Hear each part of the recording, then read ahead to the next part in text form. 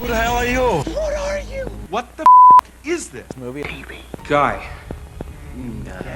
Hello there, movie TV people, and let's get into the Movie TV Guy podcast. This week in the box office, Hobbs and Shaw won the box office for a second straight weekend, and they also managed another $60 million overseas, which puts the film up to $332 million already brought in worldwide. But it still has to keep going in order to start making money off that $200 million budget, because this movie has been marketed very, very heavily. So it's generous to assume $400 million and the movie has made back its money. So another $25 million domestically plus $60 million overseas makes for another big weekend for the Fast and Furious spinoff. In second place, I'm happy to say, was the debut of Scary Stories to Tell in the Dark with $20 million. That's more than a lot of the projections thought that the movie would make, and with an alleged budget of $28 million, the movie could well be on its way to a successful theater run with positive reviews and strong word of mouth. It's a movie we're going to talk more about later as well. Finally, in third place, Disney refuses to not be mentioned. The Lion King makes for Disney's fourth movie this year to gross $1 billion. That's Avengers Endgame, Aladdin, Captain Marvel, and The Lion King all over $1 billion. That's absolutely insane when you think of how rare billion-dollar movies used to be just 10 years ago. But anyway, now it's time to move past the box office and get straight into the news. It's time for news. Our first story, and you may not have heard about this, Universal Pictures' film The Hunt, about a wealthy group that hunts poor people, has had its release canceled. The film was supposed to come out September 27th. Now, this doesn't mean that the movie won't come out at all, they're just waiting until later to do it. With a combination of the shootings in El Paso and Dayton, along with Fox News and the president himself angrily talking about the movie, which describes itself as a group of elites hunting deplorables in conservative states, it was always meant to garner attention and controversy. That was kind of the point. It's supposed to be satirical. I still think it's ridiculous to have pulled the film at all, which doesn't come out for another 5 weeks since it was a September 27th release anyway. There was always going to be controversy, but now maybe this gets the film even more attention when it does eventually come out. Now let's talk about a film and a trailer that I expect to get much less attention than The Hunt. What if a haunted house was in the middle of nowhere? So in the middle of nowhere, it's actually not even on land anymore. This is a haunted boat movie. Yes, Gary Oldman somehow is starring in Mary, a haunted boat movie that I really don't get the point of at all and looks very, very bad to me. Gary Oldman is a fantastic actor, one of the best working, and this just looks ridiculous. A haunted house is cliched enough, but we buy it immediately because it is so cliched. When I hear haunted boat, I gotta know what makes a boat haunted. How does that happen? I am not curious enough to actually watch this movie because it doesn't look very good. But I am curious enough to eventually read a Wikipedia plot synopsis, and that's about it. Now in streaming news, let's talk about Disney Plus and everything Disney is doing to make sure you have to end up getting the streaming service. First of all, the fact that you'll need to have Disney Plus to continue following the MCU is going to be a massive point for a lot of people. The fact that Disney Plus on its own is only going to be $6.99 a month makes it attractive, and now there's this. You can get a bundle of Hulu, Disney Plus, and ESPN Plus for $12.99 a month.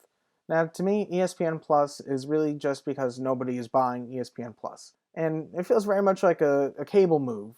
You get a bundle of channels with several you want, but there's also, a couple that you are never going to watch. Still, even if you never watch ESPN Plus, you're getting Disney Plus for $6.99 and then Hulu for another $6, which is still a good deal. You still can get this bundle for a lot cheaper than HBO Now, HBO Max, and is about the same price as Netflix. I will say this for ESPN Plus. The 30 for 30 movies are mostly very good and definitely worth checking out. Plus, you're going to get the entire catalog of Disney and 20th Century Fox movies, plus Pixar, plus the MCU, plus Star Wars, plus. The streaming service should be impressive once it debuts, but there's one thing about the streaming service that does seem unimpressive being put out there now. Apparently, one of the first things Disney is deciding to do is reboot and reimagine a bunch of successful 20th Century Fox movies. That means Disney Plus will have reboots of Night at the Museum, Diary of a Wimpy Kid, Cheaper by the Dozen, and, to me the most egregious one of all, Home Alone. Macaulay Culkin had a great response to this with a ridiculous picture of him on the couch. I just think it's pretty bad so far that everything coming to Disney Plus as far as original content, if you can call it that, seems to be things that have been made already, except for MCU material and The Mandalorian. And one more thing on Disney Plus, they have one more reboot reimagine coming soon with some new details. The live-action remake of Lady and the Tramp, which is coming to Disney Plus, They released photos of the dogs, and this is entirely subjective, but to me, I find the real dogs less cute than the animated ones. I'm a big dog person, so these little poofy dogs don't intrigue me as much, I guess. Still, more real than the live-action Lion King already, with the fact that they're going to use real dogs. They've also decided not to go ahead and have those CGI mouth movements. They're just going to have the voices coming out of the dogs without the mouths moving, which is fine. I don't think anybody is going to be distraught about it. The movie also has a pretty good cast with Tessa Thompson and Justin Theroux as the leads, along with Sam Elliott, Janelle Monáe, Yvette Nicole Brown, and Benedict Wong. Again, if you have Disney Plus already, why not check it out, I suppose. It seems like I talk about It Chapter 2 every week now, but with the movie's September 4th release date fast approaching, why stop now? Another interesting story has come out, and that some of the kids from the first film grew up so much in the 2 years between films that they had to digitally de-age some. The only one specifically called out by director Andy Muschietti was Finn Wolfhard, who, if you watch Stranger Things 3, you can tell had a serious growth spurt. You've never really seen this done in a horror movie, so I am curious if it's going to stick out like a sore thumb, but we'll know in just a couple weeks if that's the case.